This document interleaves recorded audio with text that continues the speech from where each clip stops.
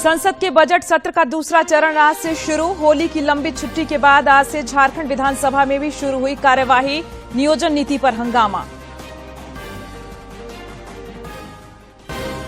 गड़बड़ी की शिकायत पर राज्य भर की जन वितरण प्रणाली की दुकानों का किया गया औचक निरीक्षण। दर्जनों दुकानों का लाइसेंस रद्द, सैकड़ों दुकानें निलंबित। ऑस्कर अवार्ड सेरेमनी में भारत का दिखा जलवा। आरआरआर फिल्म के नाटू नाटू ने जीता पुरस्कार। Short film the elephant whisperers को भी मिला अवार्ड।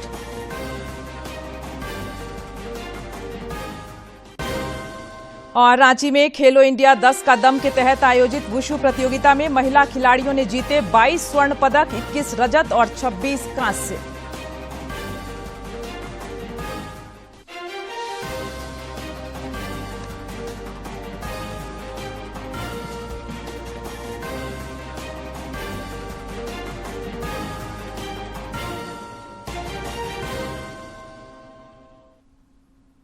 नमस्कार, खबरें झारखंड में आपका स्वागत है। मैं हूं प्रियंका और अब समाचार विस्तार से।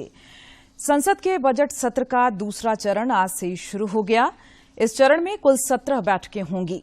यह सत्र 6 अप्रैल तक चलेगा। सदन की कार्यवाही शुरू होने पर दिवंगत महत्वपूर्ण लोगों को श्रद्धांजलि दी गई। इसके बाद कांग्रेस के वरिष्ठ नेता राहुल गांधी के विदेश में दिए गए बयान पर संसद में हंगामा हुआ, जिसके बाद सदन की कार्यवाही भोजनावकाश तक के लिए स्थगित कर दी गई। मंत्री के रूप में भी कार्य किया। श्री विजेंद्र पाल सिंह जी का निधन 25 नवंबर 2022 को 74 वर्ष की आयु में मुरादाबाद में हुआ। श्री आनंद रत्न मोरे उत्तर प्रदेश के चंदौली संसदीय निर्वाचन क्षेत्र से 10वीं, 11वीं और 12वीं लोकसभा के सदस्य थे। श्री मोरे ने विदेशी मामलों संबंधी समिति और प्राक्कलन समिति सहित विभिन्न संसदीय समितियों के सदस्य के रूप में काम किया। श्री आनंद रत्न मोरे जी का निधन 20 जनवरी 2023 को 67 वर्ष की आयु में गाजियाबाद में हुआ। श्री सिद्धेश्वर प्रसाद बिहार के नालंदा संसदीय निर्वाचन क्षेत्र से 3री, 4थी और 5वीं लोकसभा के सदस्य थे।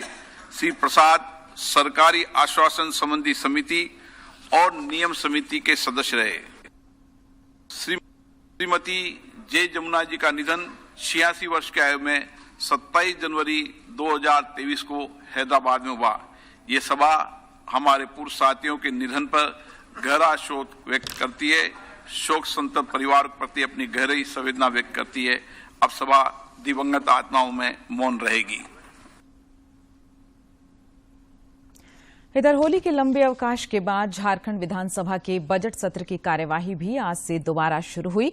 सदन की कार्यवाही के दौरान विपक्षी सदस्य नियोजन समेत अन्य मुद्दों को लेकर विल में आ गए। हालांकि विधानसभा अध्यक्ष ने विपक्षी सदस्यों को समझाने का प्रयास किया, लेकिन वे नहीं माने। बाद में विधानसभा अध्यक्ष ने सदन की कार्यवाही 12:30 बजे तक के लिए स्थगित कर दी।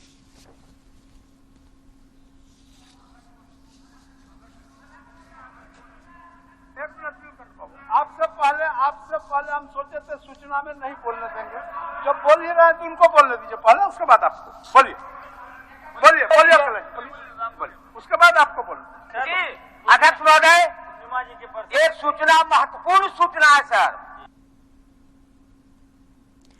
झारखंड विधानसभा के बजट सत्र के दौरान आज रामगढ़ उपचुनाव में जीतकर आई नवनिर्वाचित विधायक सुनीता चौधरी को शपथ दिलाई गई। सभा का सदस्य निर्वाचित हुई हूँ, ईश्वर की शपथ लेती हूँ कि मैं विधि द्वारा स्थापित भारत के संविधान के प्रति सच्ची श्रद्धा और निष्ठा रखूंगी। मैं भारत की प्रभुता और अखंडता अक्षुण्ण रखूंगी तथा जिस पद में मैं ग्रहण करने वाली हूँ उसकी कर्तव्यों को श्रद्धापूर्वक निर्वहन करूंगी। धन्यवाद। विधानसभा के बजट सत्र के दौरान भाजपा के वरिष्ठ नेता नीलकंठ सिंह मुंडा ने नियोजन नीति पर राज्य सरकार से स्थिति स्पष्ट करने का आग्रह किया।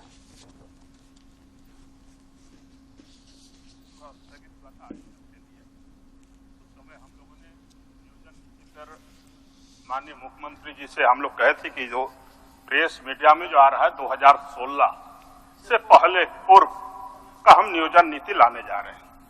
क्योंकि उस समय भी मैं बोला था अध्यक्ष महोदय, हम लोगों ने बोला था, क्योंकि विधानसभा से हम लोग पास किए थे और विधानसभा से पास करने के बाद अध्यक्ष महोदय मान लिया कि यदि हाईकोर्ट उसको रद्द कर दिया या स्थगित कर दिया तो विधानसभा में पहले आना चाहिए था कि उसमें माननीय हाईकोर्ट ने क्या कहा है।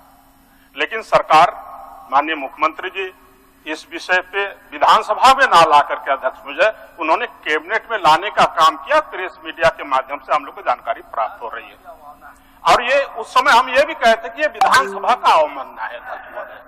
दूसरा चीज अध्यक्ष महोदय, आज भी हम लोग प्रेस मीडिया में देख रहे हैं, आज भी सभी प्रेस में आया, प्रभात खबर में भी आया है, सभी पेपर में आया अध्यक्ष महोदय, ये 60-40 का विषय।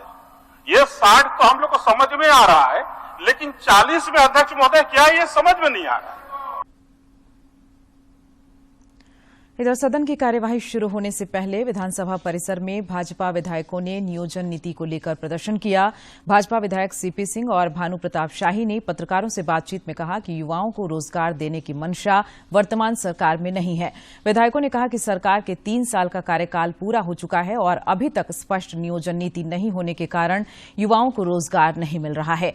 रोजगार नहीं मिलने से झारखंड के युवकों में सरकार के प्रति आक्रोश है।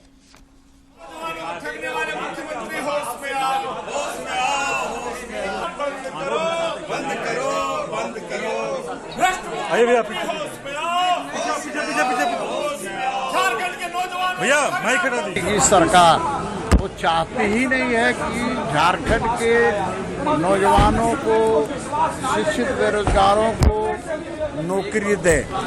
इसलिए 1932 का हो कि 60-40 हो, क्या हो, ये तो बस जग जाहिर है कि ये सिर्फ भरमाने के लिए ऐसा कर रही है, नौकरी देना उद्देश्य नहीं है। सरकार चुन करके आई थी, 3 साल बीत गए, अभी तक स्पष्ट नियोजन नीति नहीं होने के चलते पूरे प्रदेश के युवाओं में आक्रोश है। गड़बड़ी की शिकायत मिलने के बाद राज्य भर के कई जन वितरण प्रणाली की दुकानों का निरीक्षण किया गया। इस दौरान गड़बड़ी पाए जाने पर दर्जनों दुकानों का लाइसेंस रद्द कर दिया गया, जबकि सैकड़ों दुकानें निलंबित कर दी गईं। दुकानों का औचक निरीक्षण जिला स्तर पर नियुक्त पदाधिकारियों द्वारा किया गया। पिछले कुछ समय से राज्य सरकार को यह शिकायत मिल रही थी कि सरकार द्वारा आवंटित राशन सामग्री की मात्रा के अनुसार लाभुकों के बीच वितरण नहीं किया जा रहा है। इसके बाद पीडीएस दुकानों की जांच का आदेश दिया गया था।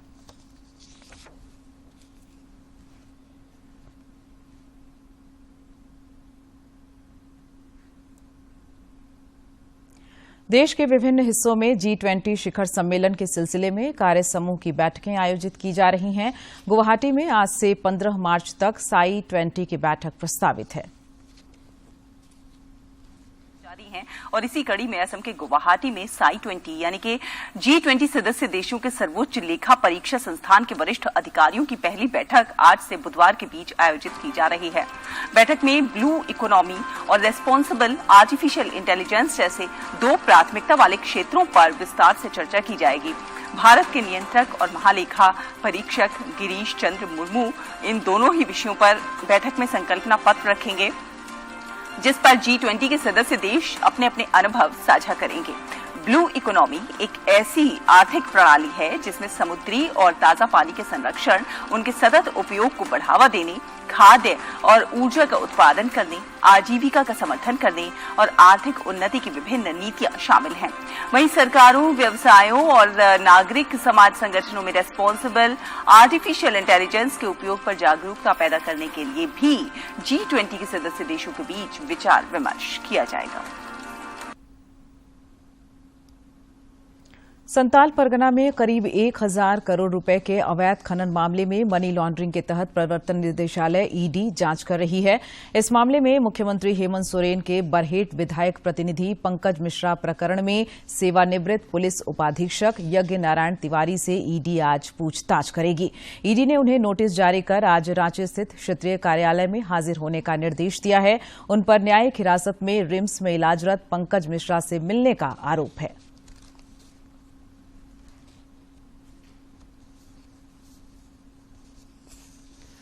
और अब बात इन्फ्लुएंजा की। कुछ राज्यों में मौसमी इन्फ्लुएंजा H3N2 के बढ़ते मामलों को देखते हुए राज्य सरकार ने केंद्रीय स्वास्थ्य मंत्रालय के दिशा निर्देश पर सभी जिलों को सतर्क कर दिया है। स्वास्थ्य विभाग के अपर मुख्य सचिव अरुण कुमार सिंह ने सभी उपायुक्तों को पत्र भेजकर केंद्र के दिशा निर्देश के अनुसार निगरानी बढ़ाने तथा मास्क का उपयोग करने, हाथ नहीं मिलाने, भीड़ भाड़ से बचने को लेकर लोगों में जागरूकता बढ़ाने का निर्देश दिया है। उन्होंने सभी उपायुक्तों को अस्पतालों में बेड के अलावा दवा, ऑक्सीजन और अन्य जरूरी संसाधन की उपलब्धता की समीक्षा कर जरूरी कदम उठाने को कहा है। अपर मुख्य सचिव ने टेस्ट, ट्रैक, उपचार, टीकाकरण और कोविड उपयुक्त व्यवहार का अनुपालन करने को भी कहा है।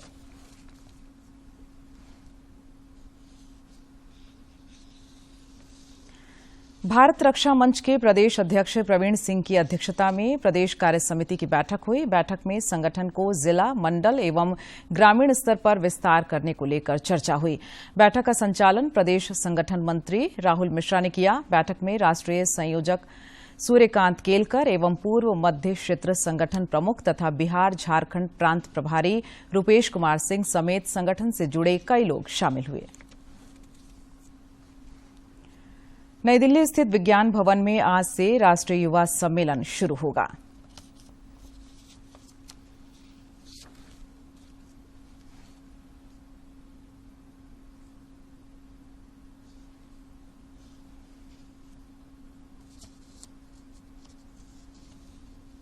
मंत्रालय युवा कार्यक्रम के विभाग और राष्ट्रीय शहरी कार्य संस्थान द्वारा आयोजित किया जा रहा है।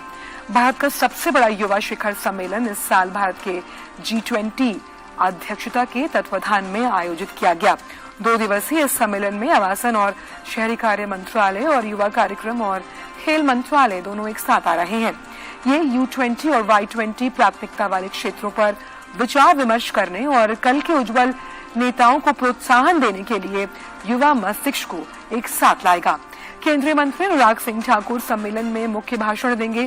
केंद्रीय आवास और शहरी विकास मंत्री हरदीप सिंह पुरी सम्मेलन में बतौर मुख्य अतिथि शामिल होंगे।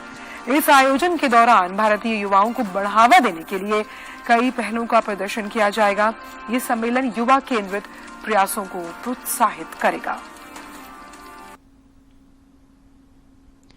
सरायकेला खरसावां के बाद अब जमशेदपुर में युवा उत्सव इंडिया एट 2047 का आयोजन होने जा रहा है।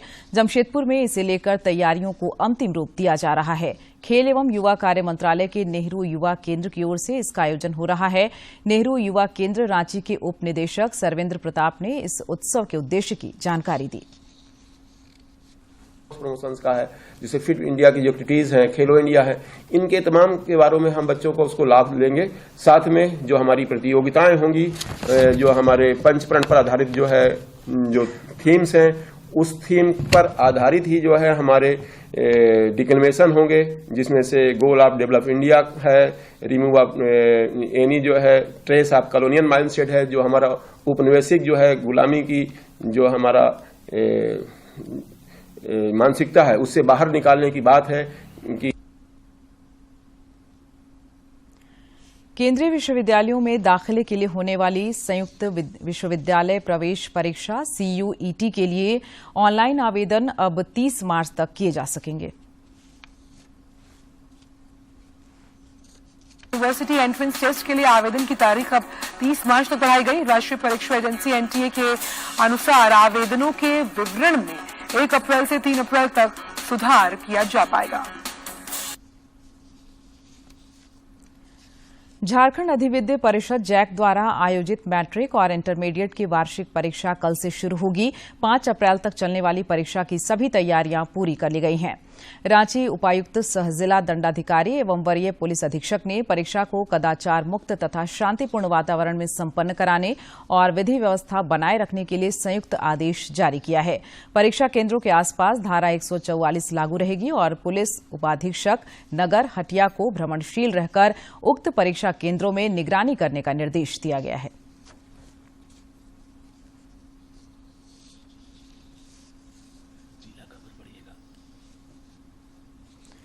और अब कुछ खबर राज्य के विभिन्न जिलों से।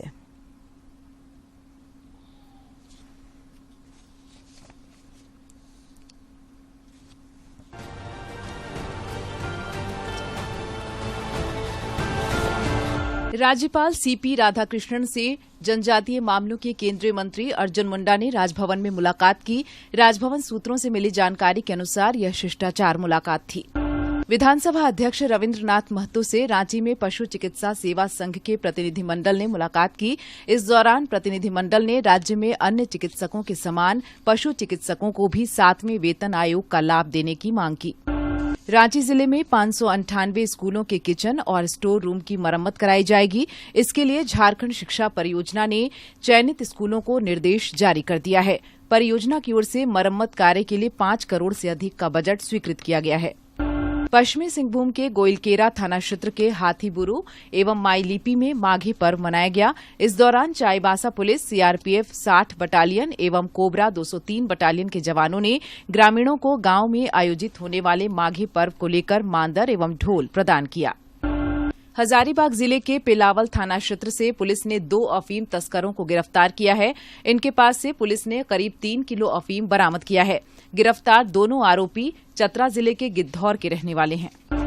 रांची जिले के चान्हो थाना क्षेत्र से पुलिस ने गांजा, कफ सिरप और विदेशी शराब के साथ एक तस्कर को गिरफ्तार किया है।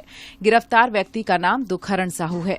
उसके पास से 2 किलोग्राम गांजा, 40 पीस कफ सिरप, 14 बोतल अंग्रेजी शराब, एक बड़ा और एक छोटा इलेक्ट्रॉनिक तराजू बरामद किया गया है। लातेहार जिले के महुआडांड के नेतरहाट थाना क्षेत्र अंतर्गत बरदौनी खुर्द दुर्गा मंदिर के समीप हुए गोलीकांड में 2 लोग जख्मी हो गए। गोलीकांड में एक व्यक्ति को 3 गोली मारी गई, वहीं दूसरे को 1 गोली लगी है। पुलिस मामले की जांच में जुटी है। रांची जिले के टाटी सिलवे थाना क्षेत्र के अनिल कुमार उर्फ कल्लू यादव हत्याकांड मामले में पुलिस ने शूटर अभिषेक कुमार पासवान को गिरफ्तार कर लिया है। इसके पास से 1 अवैध देसी पिस्तौल, 1 अवैध देसी कट्टा, 19 गोली, 4 पहिया वाहन और 2 पहिया वाहन बरामद किया गया है। पश्चिमी सिंहभूम जिले के चक्रधरपुर स्थित लोटा पहाड़ के पास टिटलागढ़ हावड़ा इस्पात एक्सप्रेस ट्रेन में आपसी विवाद में चलती ट्रेन से 2 लोगों को फेंक दिया गया। इसमें एक व्यक्ति की घटनास्थल पर ही मौत हो गई, जबकि दूसरा गंभीर रूप से घायल हो गया। घायल व्यक्ति का इलाज किया जा रहा है। केंद्रीय सरना संघर्ष समिति के बैनर तले हजारों सदस्य पारंपरिक आदिवासी वेशभूषा में मोरहाबादी मैदान में आयोजित सरना धर्मकोड महारैली में शामिल हुए। इस दौरान वक्ताओं ने कहा कि सरना धर्मकोड नहीं होने से आदिवासियों की संख्या लगातार कम बताई जा रही है।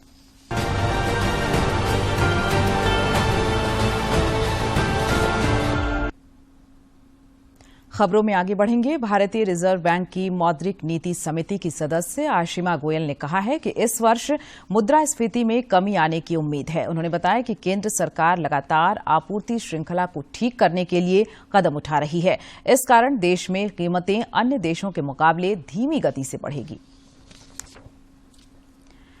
जमशेदपुर के साकची स्थित टैगोर सोसाइटी के रविन्द्र भवन में कवि गुरु रविन्द्रनाथ टैगोर की रचनाओं को लेकर वसंत उत्सव का आयोजन किया गया। इसमें टैगोर स्कूल ऑफ आर्ट के लगभग 200 छात्र छात्राओं और शिक्षक शिक्षिकाओं ने हिस्सा लिया।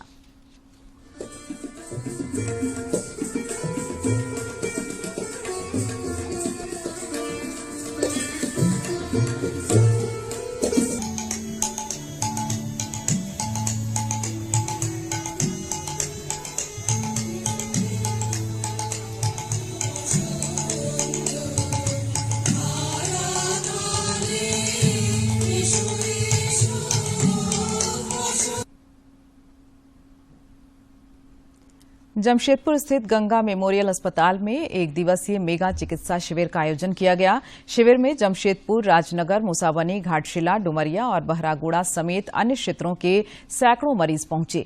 इन मरीजों का निःशुल्क जांच किया गया और उनके बीच दवाइयों का वितरण किया गया।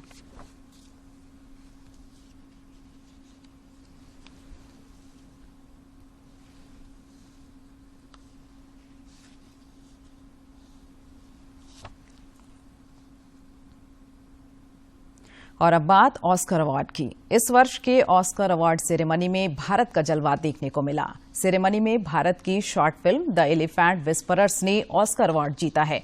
इसी के साथ देश को पहला ऑस्कर अवार्ड मिला है। वहीं भारत की फिल्म RRR के नाटू नाटू गीत को भी ऑस्कर अवार्ड दिया गया है। प्रधानमंत्री नरेंद्र मोदी समेत कई राजनेताओं ने ऑस्कर अवार्ड मिलने पर बधाई दी है। रहे थे 3-4 बार अटकी दीपिका पादुकोण और मुस्कुराते हुए उन्होंने अपना वो पूरा कंप्लीट किया। और उसके बाद जब नाटू नाटू की परफॉर्मेंस हुई और हमने देखा किस तरह से बेहद ऊर्जा से भरपूर ये परफॉर्मेंस हुई और स्टैंडिंग ओवेशन मिला भारत की इस फिल्म के इस गाने को, नाटू नाटू को, जो कि इस वक्त पूरे विश्व में बज रहा है। सभी इस पे नाच रहे हैं। हमने देखा सबके अपने अपने वर्जन है। कोरियन एम्बेसी के लोग इस पे डांस कर रहे हैं। पूरे विश्व में अलग अलग जो क्या कह सकते हैं, जो संगीत है, जो भारतीय फिल्में हैं, वो किसी भाषा की मोहताज नहीं है, किसी देश की सीमा की मोहताज नहीं है। और यही वजह है कि आज पूरे एक एंथम की तरह नाटू नाटू पूरे विश्व में बज रहा है। पहले गोल्डन ग्लोब अवार्ड जहां पर आरआर ने अपना परचम लहराया और उसके बाद से ही ऑस्कर के लिए उल्टी गिनती शुरू हो गई थी। और आज ऑस्कर के मंच पर भी नाटू नाटू और आरआर का जलवा बरकरार रहा। और राज सिंह ठाकुर ने एक ट्वीट किया है, आइए वो देखते हैं। वो लिखते हैं, a heart warming story of love and coexistence in harmony with nature. और अब नजर डालेंगे मौसम पर। राज्य के मौसम में उतार चढ़ाव जारी है। पिछले 24 घंटे के दौरान कुछ इलाकों में बहुत ही हल्के दर्जे की बारिश रिकॉर्ड की गई। राजमहल में सर्वाधिक 18 मिलीमीटर वर्षापात हुआ। मौसम विज्ञान केंद्र रांची ने बताया है कि 15 मार्च को राज्य के कुछ भागों में हल्के दर्जे की बारिश हो सकती है। 16, 17 और 18 मार्च को भी आसमान में आंशिक रूप से बादल छाए रह सकते हैं। इस दौरान बारिश की भी संभावना है। 15 और 16 मार्च के लिए येलो अलर्ट भी जारी किया गया है।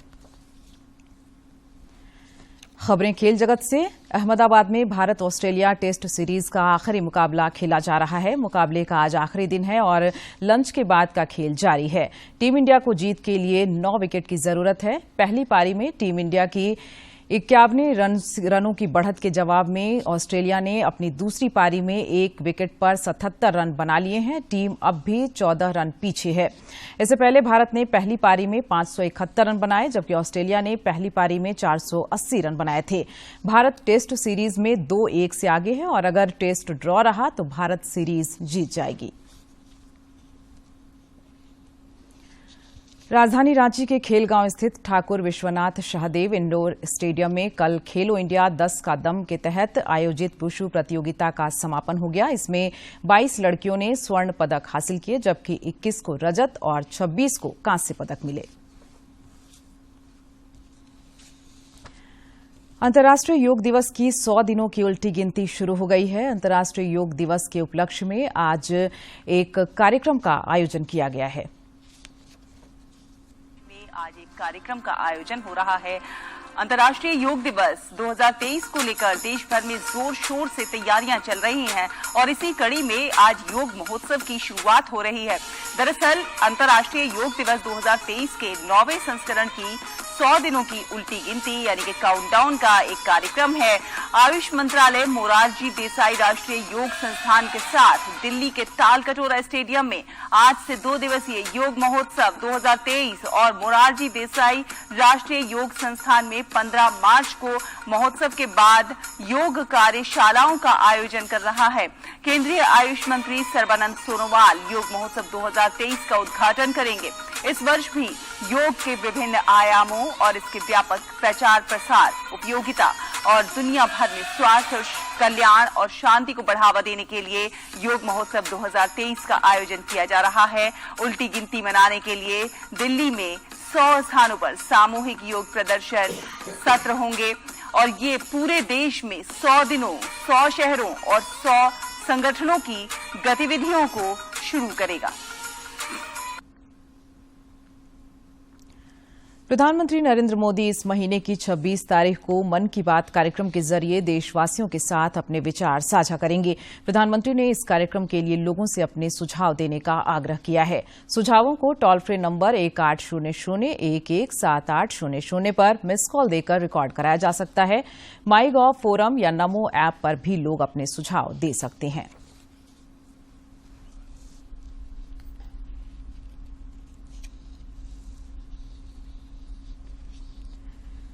प्रधानमंत्री नरेंद्र मोदी की बातों से प्रेरित होकर जामताड़ा के 2 किसान भाई सब्जी उत्पादन के क्षेत्र में मिसाल कायम कर रहे हैं। देखिए ये रिपोर्ट। जामताड़ा जिला के सोनबाद गांव के निवासी 2 भाई मानिक और कार्तिक सरकारी मदद एवं दृढ़ इच्छा शक्ति के बल पर 2 एकड़ जमीन में साग सब्जी उगा रहे हैं। दोनों भाइयों ने बताया कि खेती के लिए सरकार से उन्हें काफी मदद मिली है। उन्होंने बताया कि इससे उनके आय में भी इजाफा हुआ है। यहाँ सरकारी से हमको कुआं मिला है, इसी कुएं से हमारा जितना ये सब्जी है ये सब पानी देते हैं और मेरा कमाई भी इसमें थोड़ा सा खुल गया है। इसमें कद्दू है, टमाटर है, खीरा है, करेला है, झींगा है, वही सब। जिला कृषि पदाधिकारी रंजीत कुमार ने बताया कि सब्जी की खेती से दोनों भाइयों की आर्थिक स्थिति में बदलाव आया है। दोनों भाई अब दूसरे किसानों के लिए मिसाल बन गए हैं।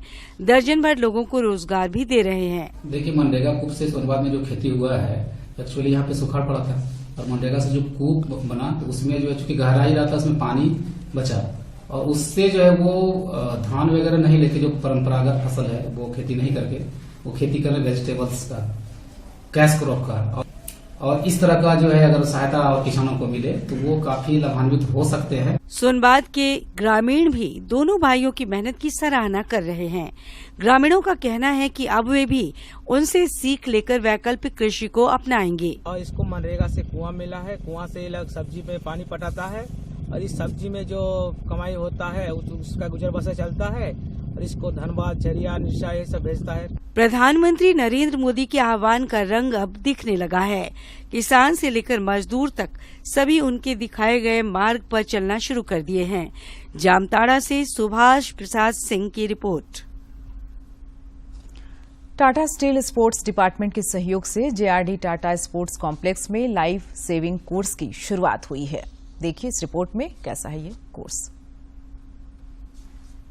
टाटा स्पोर्ट्स कॉम्प्लेक्स में 14 मार्च तक चलने वाले लाइफ सेविंग कोर्स में 23 प्रशिक्षु भाग ले रहे हैं, जिसमें जेआरडी टाटा स्पोर्ट्स कॉम्प्लेक्स के स्विमिंग पूल के life guard, Tata steel adventure foundation के कैडेट, खेल विभाग के एथलेटिक प्रशिक्षु, बेल्डी क्लब के कर्मचारी और रांची के प्रतिभागी भी शामिल हैं।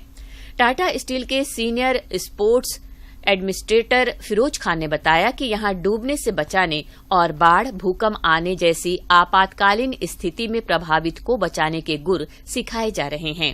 ये लाइफ सेविंग कोर्स कराया जा रहा है, जिसमें जमशेदपुर और जमशेदपुर के बाहर से भी लोग आए हुए हैं इसका एडवांटेज लेने के लिए। ये कोर्स ऐसा है जहां भी ये लोग नौकरी करेंगे उनको ये कोर्स से बहुत फायदा होगा। वहीं लाइफ सेविंग फाउंडेशन कोलकाता से आए instructor, examiner, course coordinator Gopal Naskar ने बताया यहां कई तरह के प्रशिक्षण दिए जा रहे हैं, जिसमें सीपीआर देना और बैंडेज करना भी शामिल है। तो ये रेस्क्यू ट्रेनिंग हम सिखा रहे हैं। रेस्क्यू ट्रेनिंग में यहाँ पे पानी से कैसे उसको बचाना चाहिए, क्या क्या करना चाहिए। उसके बाद तो पानी को उठाने के बाद जब अगर किसी को ब्रीदिंग नहीं चलते, हार्टबीट नहीं चलते, कैसे उसको सीपीआर दिया जाता है, कैसे उसको हार्टबीट स्टार्ट करना चाहते हैं। गोपाल नस्कर को आईटीबीपी से रिटायर उनके सहयोगी गोपीनाथ प्रशिक्षण देने में सहयोग करते हैं। वे प्रशिक्षकों को मुख्य रूप से तैराकी के गुर बताते हैं कि किस तरह डूबते लोगों को बचाया जा सकता है। स्टैंडिंग देखता हूँ, स्टैंडिंग देखने के बाद उसको अंडर वाटर, फेस इमर्शन, ये सारे हम लोगों को सिखाता हूँ। सिखाने के बाद वो लोगों का सिखाने के बाद वो लोगों का हम लोग टेस्ट लेता हूँ। जेआरडी स्विमिंग पूल में 10 साल से लाइफ गार्ड का काम करने वाले संजीव मिश्रा बताते हैं कि वे तीसरी बार प्रशिक्षण प्राप्त कर रहे हैं ताकि कोई त्रुटि न रहे। उन्होंने यह भी बताया कि उनके 10 साल। और अब अंत में मुख्य समाचार एक बार फिर। संसद के बजट सत्र का दूसरा चरण आज से शुरू। होली की लंबी छुट्टी के बाद आज से झारखंड विधानसभा में भी शुरू हुई कार्यवाही। नियोजन नीति पर हंगामा। गड़बड़ी की शिकायत पर राज्य भर की जन वितरण प्रणाली की दुकानों का किया गया औचक निरीक्षण। दर्जनों दुकानों का लाइसेंस रद्द, सैकड़ों दुकानें निलंबित।